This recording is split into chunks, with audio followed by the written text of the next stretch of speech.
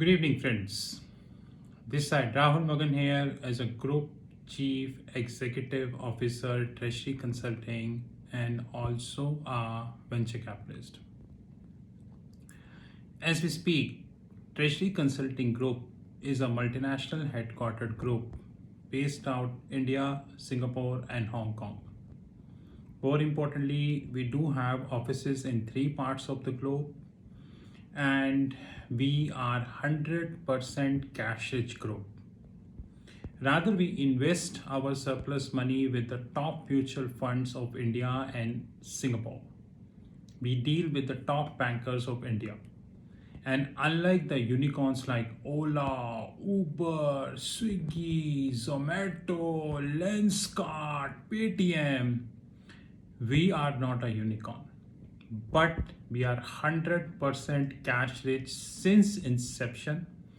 All entities are cash rich. More importantly, we hold our proprietary hedge fund, our commodities platform, and we do FICC reporting. Apart from that, we have our learnings platform, Sheetal Academy, our OTT platform, TRFX, and many more products. And many more products are on the way. Many more products are on the way. If you wanted to have any information, you can definitely WhatsApp on my personal number, which is +91 9899 242 978. Alternatively, you can WhatsApp on my back office, which is +91 9818 485 155 9818 485 155. On an often basis, what happens that we never do the analytics, and what happen, since we don't do the analytics, the crash comes very near to us, and then we left with almost no time to handle the crash.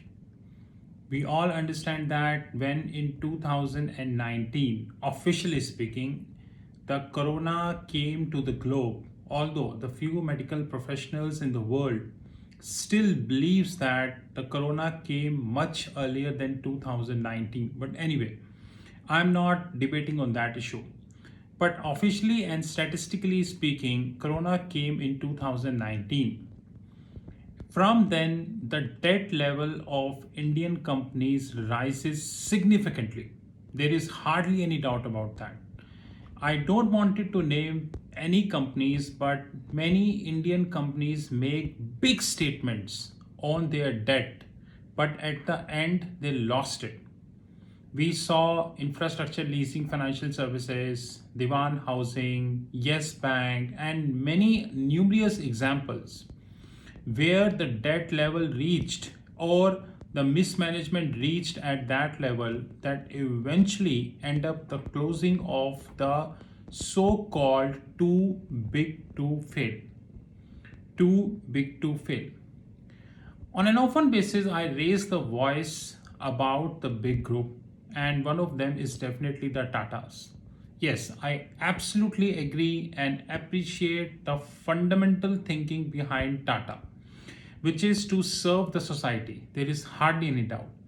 I appreciate the personal attitude, the personal nature, and the as a personality, Ratan Tata, the chairperson. There is hardly any doubt about that. So no offense on that. But what are we talking today is numerical. It has nothing to do with the philosophy of the Tata Son regarding the donations, helping the society, charity, CSR, and all. This video has nothing to do with the personal attitude of Mr. Ratan Tata and his personality. So in both thing, A and B, they get AAA. I think I have no other rating I can give except AAA. This is what I can say. So step number one, I went to Reuters and I collated the data of Tata Sons. The copy, the picture is already shared on our Twitter handle. You can open Twitter, type my name Rahul Magan, @Rahul Magan 8. The copy of that is already shared on our Twitter handle, so you can refer that. So first I collated the total bonds which are issued by the Tata Sons. In 2021, 1.79 billion. In 2022, 1.70 billion issued to be matured. 2023, 4.25 billion. 2024, 0.923 billion. 2025, 0.242 billion. 2026, 0.375 billion. 2027, 0.142 billion. 2028, 2.13 billion. 2029, 0.420 billion. 2030, 0.180 billion. Billion means US dollars. 2031, 0.047 billion. And after 2031, it is 0.302 billion. Perpetual, 0.471 billion, which means the bonds which were issued by Tata Sons at whatever point of time, maturing 2021, 22, 23, 24, 25, 26, 27, 28, 29, 30, 31, more than 31, it means the bond is of longer tenor. That's very clear. Unfortunately, I have no information whether these bonds are of fixed rate or they are of the floating rate. That information I don't have, but the total value of the bonds which issued by the Tata Sons is around 13 billion US dollars. I repeat, 13 billion US dollars. While the total loans, as per the Reuters, the screenshot is already shared on our Twitter handle, is 4.85 billion US dollars. So if I add total, which is bonds plus loans, the total is $17.85 billion. I took USD INR as 74 and 1 billion is 7,400 crores. So total 17.85 billion is equals to 1,32,000 crores. 1,32,000 crores. This is the debt in the books of Tata Sons. To be very honest and precise, let it be upfront, I don't have time to compute the debt of Tata Steel, Tata Motors, Jaguar, Chorus, Tata Power, Tata Coffee and all. I don't have any time to handle this debt, but one thing I know is that if the Tata Sons is having a debt of 1,32,000 crores, if I add these debt, I end up having more debt. So, what happens? I got the data and I checked from my Twitter handle. And the data is that the Tata Sons debt, the 11 listed entities excluding finance and other, it is 2.3 trillion approximately. The link is already shared with our Twitter handle. 2.3 trillion, which means 2,30,000 crores. As we speak, I don't have time to compute the total debt of the Tatas. Neither I have that information on Reuters. But these numbers look very big because if the Tata Sun is alone 1,32,000 crores, you must be. So what about the rest? But the problem is not ending here, rather the problem is starting from here. So let's hold here and look back and see what had happened in the last 1 month when as far as the Tata Group is concerned. Very recently, 15th September 2021, which is yesterday, Tata Sons, let me read for you. Tata Sons, the investment holding arm of Tata Group companies, has received shareholders' approval to raise 40,000 crores through various modes, including non-convertible debentures. Now, 40,000 crores means around $5 billion, you can say. Around $5 billion, which you can say, which means if Tata Sons having a debt of 17.85, add 5 more, which is 22.85. I went ahead and got another article, and this article is 31st July 2021. And this article is dated via a website called carandbike.com. Tata Motors to invest rupees 25,000 crores in JLR in financial year 22, Mr. Chandrasekaran. So Tata Group chairperson Natarajan Chandrasekaran on Friday said that Tata Motors Group will invest around 29,000 crores for Jaguar Land Rover, shortly known as JLR, and domestic operations in 2022, financial year 2022. As reported by PTI, Press Trust of India, the company also planned to raise capacity separately for its electric vehicle at an appropriate time. While addressing the company virtual AGM, Chairman N. Chandrasekaran said that the company is looking to have 25% of its sales from EV currently from 2%. Now, from where this 29,000 crores will come? That's a basic point. From where this 29,000 crores will come? Tata Motors already having a huge debt in the books. There is hardly any doubt about that. And then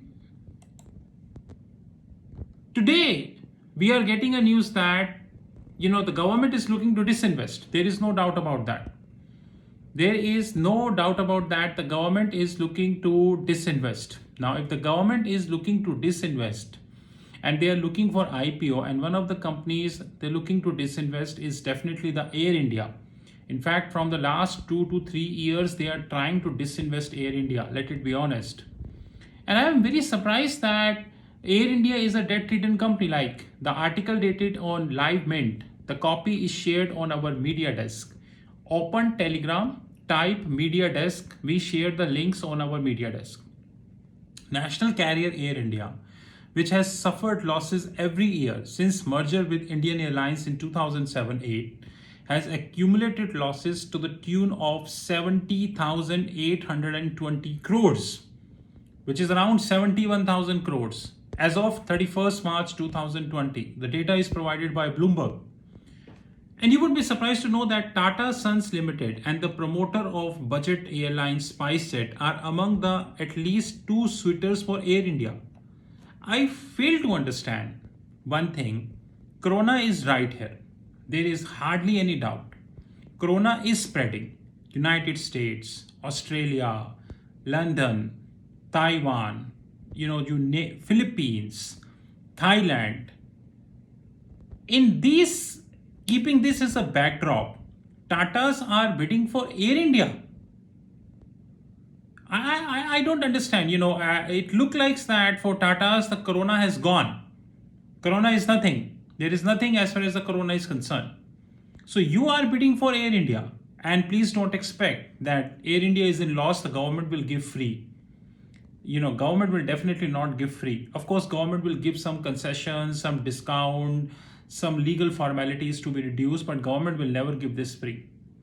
And surprising fact is, another information, which is that this article is dated 22nd June 2021 in Economic Times. Tata's plan to raise 2.5 billion for e-commerce. Tell me one e-commerce company which is profitable in India. Amazon, Flipkart, Paytm, Lenskart, Myntra, Jabong. And tell me one payment company. BharatPe, your Paytm. One company which is profitable in India as far as the e-commerce is concerned. And you are willing to raise somewhere $2 to $2.5 billion for e-commerce business, something which is not profitable. I agree. Amazon can be in India for another 100 years. Amazon is a very powerful and a profitable company on a consolidated level in the world. Indian operations are nothing for Amazon. They can be in this loss-making business for another several years. Walmart, not like Amazon, but they will raise their hand. very soon, because you know how much money Flipkart and PhonePe is making. We all know this about.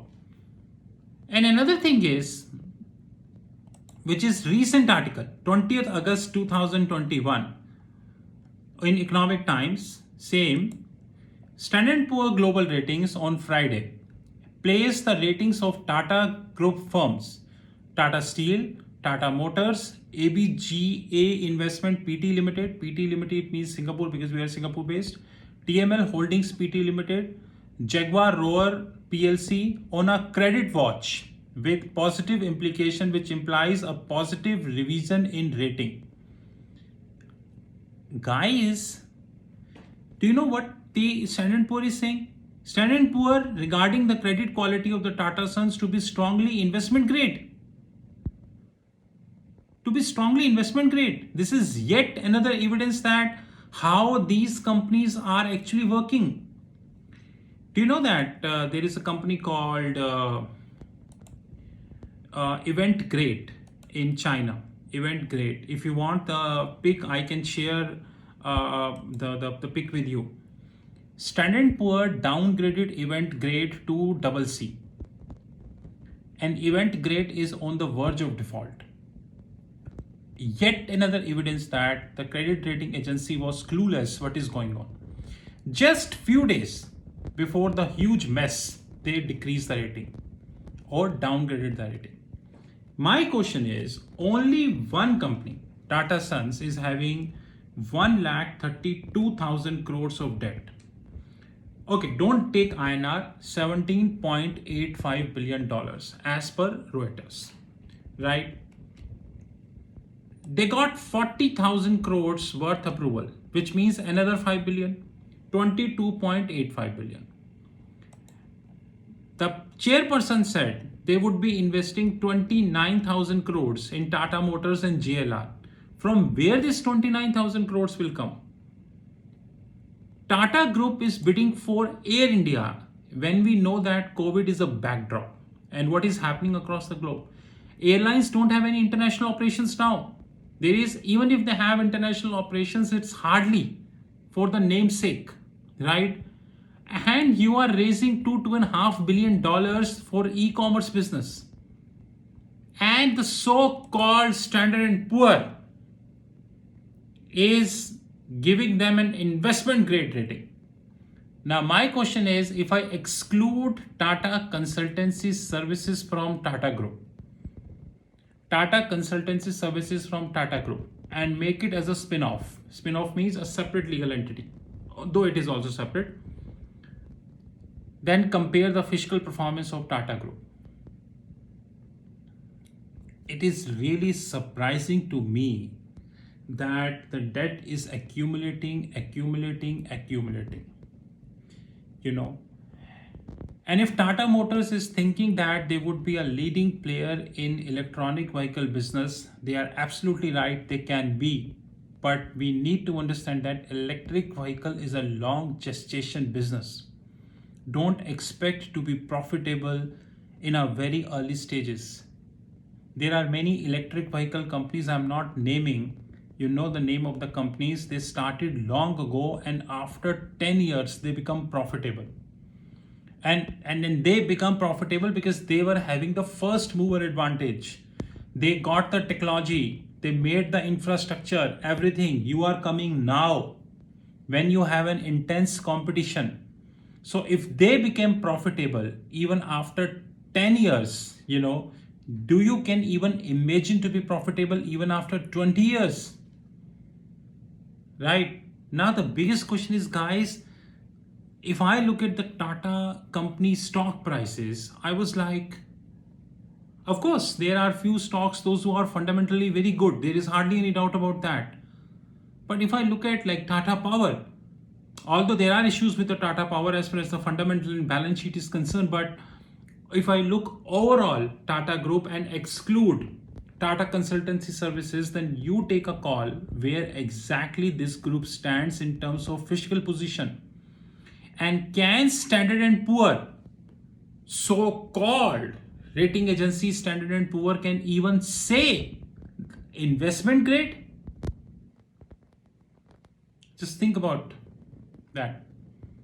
I know that many eyebrows would raise after listening to this video because I have quoted the numbers on Reuters, I have given the names of the articles, I have put the articles for the public reference. But just guys think. This is Rahul from Treasury Consulting Group. You know my personal number +91 9899 242 978. Have a great time ahead.